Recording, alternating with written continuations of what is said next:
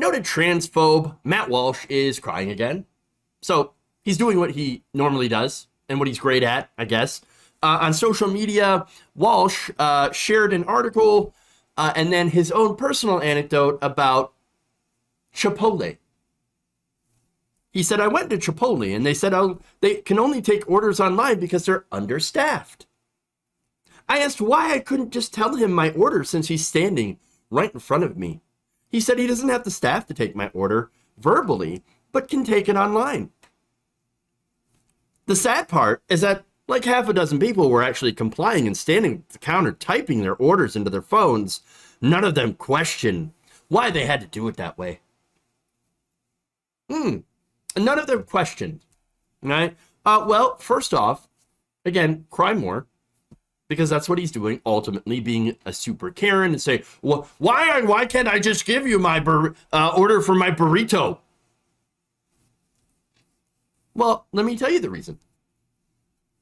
The reason that they tell you to order online is because, again, it gets you put into the system without having the employees sit there being able to take your order, without them having to do it. Instead, what they can do is focus on making and serving your food.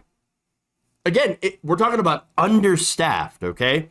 If you don't have enough people, it's a waste of manpower to have one person sit up there and take your order when you can literally just do it from your phone. And the way that Chipotle is set up, by the way, is that they have two different lines. They have one line for online orders and they have one line for in-person orders. But if you don't have enough people to then take the orders that are not online, because you're too busy, stretching your people out to the limit to be able to make all those orders and get them out, again, it makes sense to shut down the in-person line. They just don't have enough people, and there's a reason for that. Now, Matt Walsh, of course, does not care about workers. He doesn't care about fast food workers. They're all servants to him. Lowly servants. How dare you? Why don't you just take my order? Why don't you just treat me special and put me first? It's all about me, me, me, me, me, me, me, me, me. That's it with Matt Walsh and a lot of these right-wingers. Now, that said, I'm not defending Chipotle. Chipotle also doesn't give a damn about their own workers. They could solve their staffing issues by paying people better, by paying people a living wage. They don't. In my state, for example, the average Chipotle team member makes about $22,946 a year. That's actually 30% lower than the national average.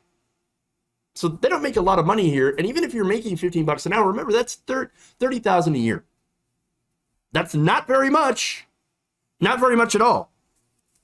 So the pay is so bad, you can understand why nobody wants to work there. So what Chipotle does is instead of raising their prices, or I'm sorry, not prices, they do raise their prices, by the way, but instead of raising their pay for their workers, they instead make sure that these stores are so vastly understaffed that they could squeeze out every little bit of productivity for their employees while reducing their own costs. Now, it's gotten so bad to the point where you have a lot of these workers that have had enough and they've quit. Now, one example here was Peter Guerra, who was a general manager for 6 months at a Schofield Farms Chipotle location in Austin, Texas. Now, he'd actually worked there for about 5 years, and he told Business Insider, quote, "My store was severely understaffed. This was last year. We struggled just to keep our heads above water with less and less support from management." He added that he was regularly scheduled to work 80 hours a week. Now, let me just stop there. Matt Walsh, do you work 80 hours a week? Do you? This guy does. Busting his ass. But you don't care about him. You just rather get your food, your burrito, or whatever. Now, he also said he had often had to work additional hours to cover for other employees who had quit and left gaps in staffing. And again, I don't blame them for quitting because the pay and the hours are so terrible. Now, some Chipotle workers also previously told Insider that it's hard to keep up, of which the rapid rate of which digital orders had stacked up, which again has happened at Guerra's store. Before he had quit, he was running both the order counter and doing these digital orders because, again, they had those two different lines. And he remembered, and he told the story to Insider that there were so many people stacked out all the way to the door, and then they had so many digital orders that they couldn't handle all of them because they were so understaffed. They ended up shutting down the line inside the store. And by the way, before you think the customers were angry, no, the customers understood. Surprisingly enough, a lot of the people who were waiting in line were sympathetic and said, look, I get it. In fact, one of them told Insider that they could see the burnout on the employees' faces. But not if you're Matt Walsh. If you're Matt Walsh, you're like, oh, why am I not getting my food right now the way that I want it? Why are you going to make me order on my phone? What, do you not have a cell phone? I mean, again, you're a wealthy person, so very likely you should have a phone. But no, it's too inconvenient for you. And that's the big problem.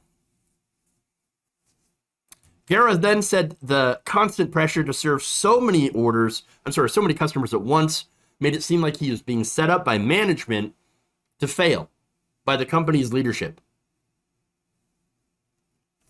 These are the people that are making millions of dollars in executive bonuses, stock buybacks their companies are doing, and they received all this money and still really haven't done a whole lot to raise wages. I think Chipotle did say, oh, we're going to do $15 an hour.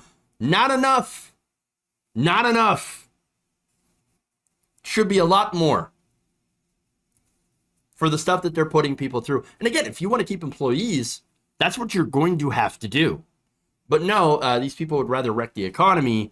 These corporate executives, they'd rather wreck the economy and drive prices down, or I'm sorry, not prices, but drive wages down while keeping their prices high. So, but here's the thing. Matt Walsh doesn't care. He wants his goddamn burrito. He wants it now. All right, if you want it, go make your own, bitch. Go make your own goddamn burrito. And so the problem I have with people like Matt Walsh is that they have this entitled mentality to other people's labor. Okay? Without, again, them getting compensated fairly for that labor. And that's what's happening today. People are not getting compensated fairly for the things that they do. In fact, it seems like the lazier that you are, the more that you end up getting paid. And the people who work the hardest often get paid the least.